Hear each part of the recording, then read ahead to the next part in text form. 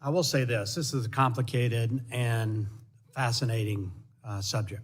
Thank you three for being here, and I've enjoyed the answers to the questions. I'll align myself with Mr. Griffith when he talked about energy management, utilities as cross-border sales, how that can be more effective. I also align myself with Dr. Bouchon, who talked about rural health and remote health, telemedicine, that sort of thing, diagnostics that can happen a lot quicker. So it's fascinating. Even Mr. Peters from California talked about forest fire mitigation and management. There's always going to be a human element to analyze what that AI delivers and how we apply that on the ground to active forest management or fire management. So, Ms. Fu, I enjoyed that. I'll tell you that AI scares a lot of my constituents and scares me to some degree as someone that of a generation where we had the Terminator, the Matrix, and even iRobot. That that was Hollywood. I get it, and this is real life. But my constituents talk about the fears of AI, and so I just throw that out there. We just came from the UAE, where we talked with the folks with the Emirates about their approach to AI and what the UAE is doing, what other countries that were at COP might be doing with regard to AI and climate change. And so it's just a fascinating subject. Mr. Khan, I want to start with you. And given your experience serving on the National Security Council and in the digital trade, I'm sure you have a strong appreciation for how digital protectionism can hurt American interest. From my perspective, it's especially important that we push back on forced data localization proposals by foreign governments. They interfere with our ability to lead on AI and disproportionately impact small companies in this space. What is your perspective on forced data localization, discriminatory burdens on cross-border data flows, mandatory source code transfer, other policies the United States has always opposed?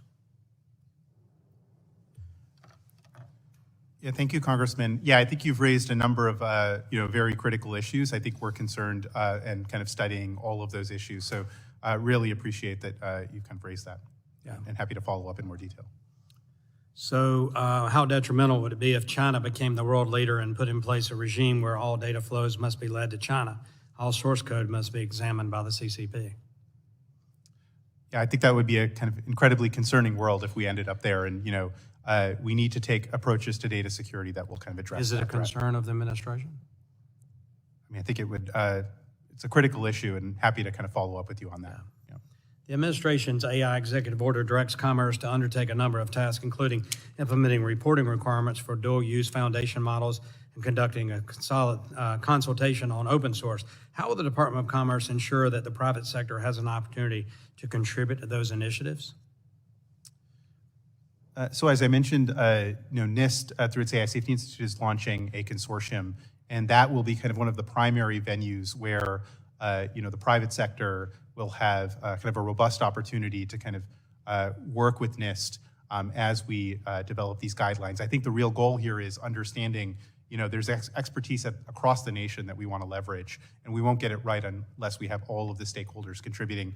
Of course, given the number of tasks in the executive order, we're also going to be putting out requests for information for a number of these different areas, and want to ensure that we get robust input from all of the relevant stakeholders. Thank you for that.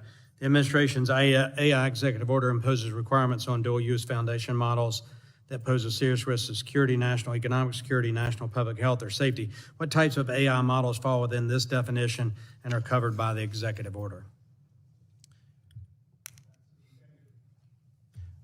The executive order does include a definition of dual-use foundation model. I don't have it in front of me, but happy to follow up with that particular definition. But also for some of the specific provisions that Commerce is tasked with, including some of the reporting requirements that you mentioned.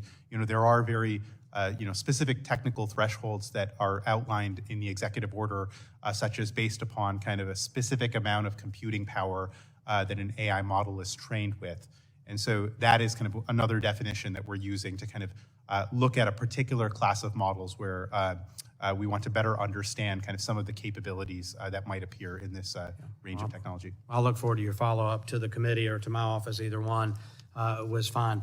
I was a former banker at one time, and I analyzed a lot of financial data. I can see how AI can help really look at a financial picture and give a banker or a financial analysis or Wall Street broker or whatever a good, quick analysis of the true economic health or physical health of the company they're analyzing or the individuals even. So I'm fascinated with it. Look forward to working with you all as we move forward.